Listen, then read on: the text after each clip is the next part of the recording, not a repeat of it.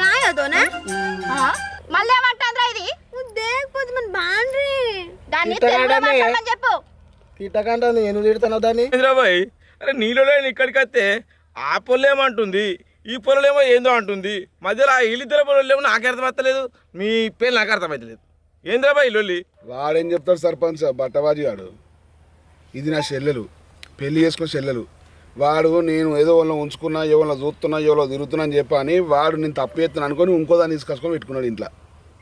రోజు నేను కొడుతున్నా తిరుగుతున్నాను కొట్టక ముందుకే ఇంకో దాన్ని తీసుకొచ్చి నా చెల్లెకి అన్యాయం చేద్దామని చూస్తాడు. ఇప్పుడు మళ్ళీ తిరిగి నేడ లంగా దొంగ అంటారని చెప్పి నా మీద నూకుతాడు.